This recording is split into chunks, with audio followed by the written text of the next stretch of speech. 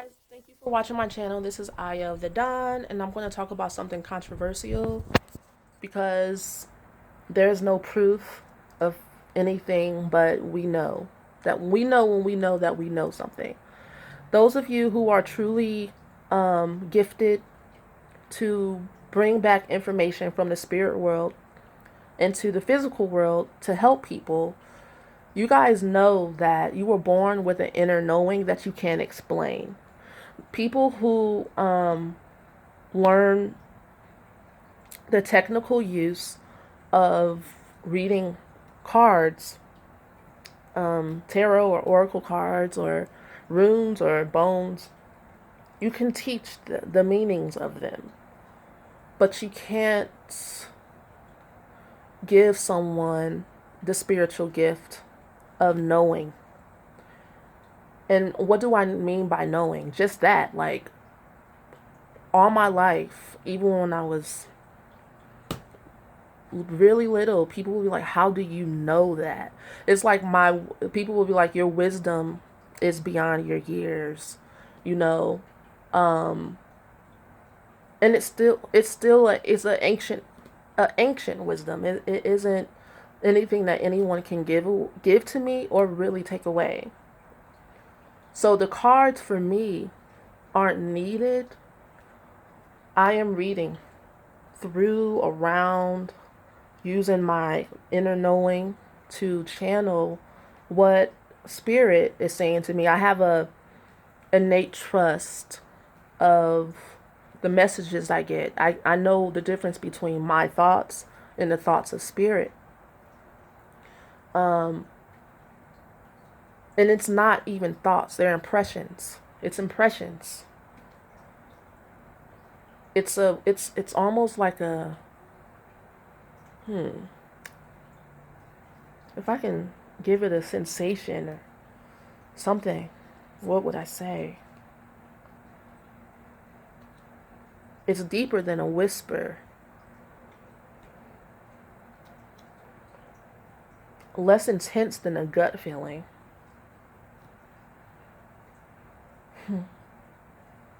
It actually feels really good to my brain. It feels comforting. It feels right. It's light. It's like when Jesus says in the Bible, follow me because my yoke is easy and my burden is light. And that's how I know spirit's talking to me. That's the best way I can describe it. Now there's this verse in the Bible that I think about a lot. I've been thinking about this for some months now, guys, and I just wanted to make sure I wasn't coming from a petty, bitter, like old lady, bitter place because, you know,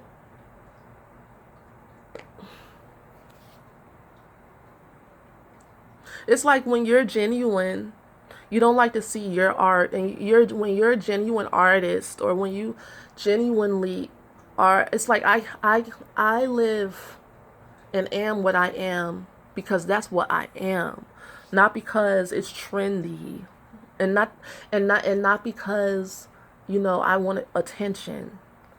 It's like, you know what I'm saying, guys? It's like watching the love, something you love and hold sacred, being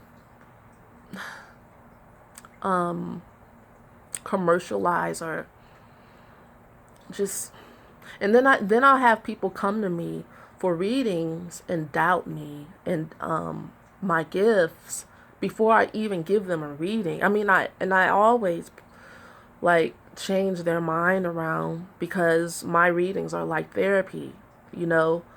But just to watch people get on here and just not be a real knower, a oracle naturally, it did make me mad at first. Then I got over it. And something came to me about this Bible verse I used to see when I was growing up, when Jesus says that, and there would be lots of false prophets, and I'm like, true, okay. And then I've been lately thinking about this verse, in Acts 19, and I'm quoting Bible verses. Well, not quoting Bible verses, but I'm talking about the Bible because that's what I grew up with. And I recognize now that the Bible is part of an ancient text that told the mythologies of different gods and goddesses, but the main one we focus on is the sun god, Jesus.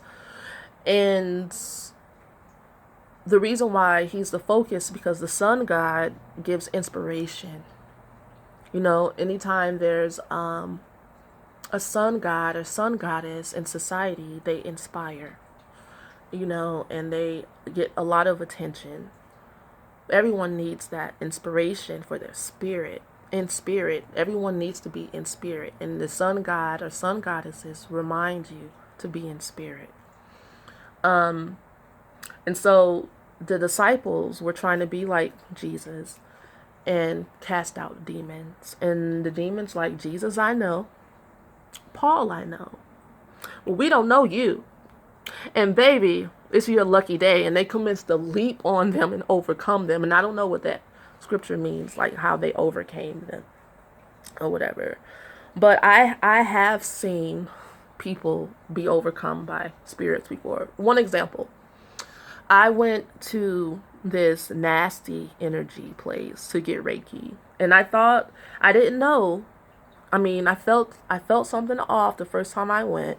But when I got back from St. Thomas, I was so tired and depleted of energy and unable to sleep and having so many downloads of creativity and just, I don't know, burnt. I was burnt out and I needed help. So I went and got Reiki. And the second time I went, she had students. And her students weren't real knowers, oracles, or called to do it. They were just learning it. And so I have these children. I'm giving you guys some tea, okay? I have these children that have been trying to be born through me for a long time that I don't want to give birth to. And for some reason, well, I guess it was time for me to know them. They started to jump out on people and talk to me through them and just be weird, just like the weirdest. I have some of the weirdest experiences, guys, from inception. Since I've gotten here on this planet, I've had some weird experiences. But that's one weird one. And the child was like, "Why don't you just get pregnant already?" You know, and I'm just kind of like, you know, that's none of your business. You know, but when I talked to my very, very psychic girlfriend, she was telling me about these children. And when I found out who they are and what their plans were and stuff, I'm like, oh, I'm definitely not giving birth to you guys. Now, like, leave me alone. I don't care. I don't want to be part of that stuff anymore that I've been a part of in past lifetimes, which is dark energies and stuff and playing with in the world of, maybe some people might call it the Illuminati and shit like that, that my family have been a part of in past generations and just all this crap. And so when that scripture resonates with me that says, we don't know you, because of everything I've been through, not just in this life, but in past lives, I have gotten the chance to know my demons and the trauma that lets them enter in. I've spent time healing it. And even as I talk about this, some of those energies want into my space and they're like, "You're talking about us. Yeah, why don't you have children?" And they'll start clouding my vision and stuff like that. But and this happens anytime I talk about it. But and they want into my vocal space. But it's a no for me. Bye, guys. Like, seriously. All right, so, and it's not that the children that want to be born through me are evil or anything. It's just that I don't want to give that much of my energy away like I used to in past lives. I want to be more in control and know what I'm doing and not be enslaved because I'm a good person or I'm a nice person. And so, yeah.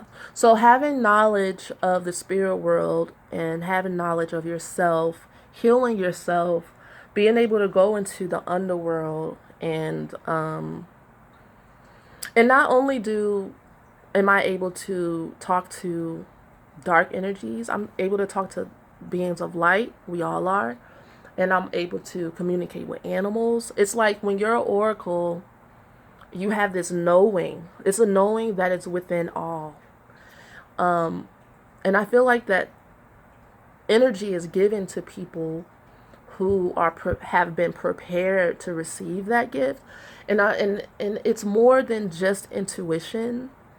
It's actually a knowing. It's like if you ask me anything about life, anything, I just know.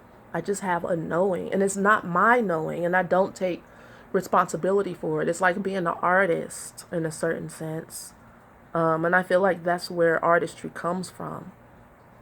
A knowing that's inexplainable, it's mysterious. It's the knowing that's within everything. And so, be careful. If you weren't born with it, and I'll say this as well, if you weren't born with it, then my personal wisdom would say that that's not part of your superpowers. Just like, and I want to say this as well, just like herbs and crystals have properties, so do we as humans. That's one of the great mysteries and secrets that have been hidden from us in Western civilization, is that we are channeling when we have properties just like herbs. Like my name's Aya or Asia, J or Y, same thing. And my properties is to be a dawn goddess.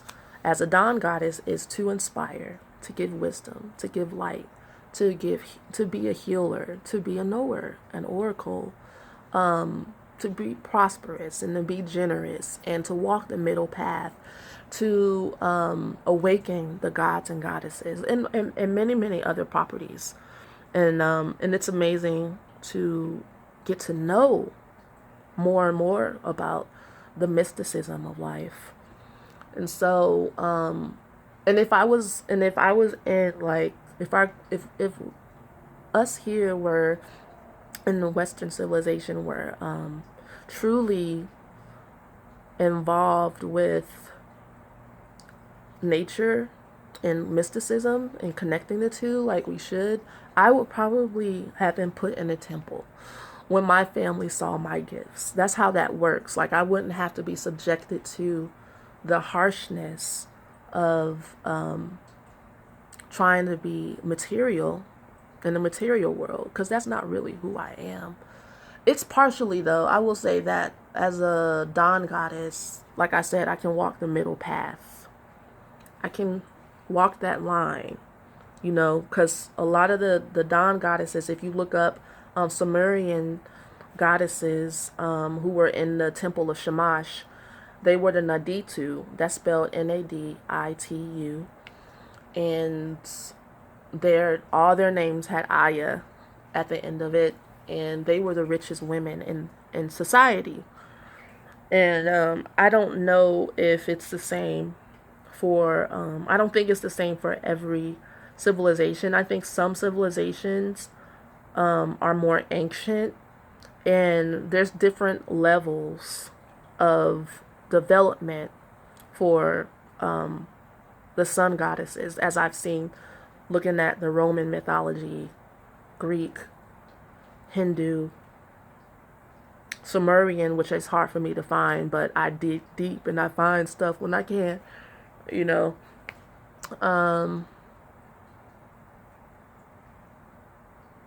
So yeah, the dark side of being a reader. is that it drains your energy if you're not prepared. I mean, it's draining for me if I do too many, especially the mass readings on YouTube. I can only do maybe 1 or 2 a day when I'm doing them. And I have to make sure that I'm using my gifts to help people, transform, because that's my property. That's part of my properties. As a Dawn goddess, I'm supposed to use the technology within me, the properties within me, to help people transform. So when people come to me for to spy on their boyfriends and stuff, it really drains me.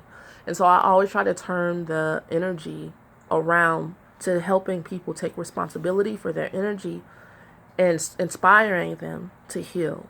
Then that gives me energy. You see what I'm saying? Like, I'm not here to walk the left path. I'm here to walk the right path in the mid with the spirit world and the material world mixed together. Because I feel like those are the people who are on their way to the right path. I meet them where they're at, and I've been through everything that they've been through. I just have the ability and strength this lifetime to come out of it. So therefore I'm able to like help a lot of people who are just learning that they are in the way, going in that direction. Anyway, that's just a little bit about how I work my properties. What do you know about yours? Write it down in the comments, and I would love to have these conversations. Again, I'm not ever here to bash anyone, even though when I first saw that there were basically, you will say, false prophets. Some people are knowingly not really healers or not really tarot readers, and that's really fucked up. And then there are some people that are just ignorant and they don't know any better, and they think that, oh, I'm interested in tarot too, and they're just like a doe in the headlights, and they get mollywopped. Either way, there's a price to pay. I'll talk to you guys soon. Be aware that I do give tarot readings, astrology readings. I give Reiki, either in my office or long distance Reiki. I do reflexology, and I just learned Thai yoga massage. I'm very excited about that. So talk to me, join me, and I'll see you guys as soon as I can. Peace.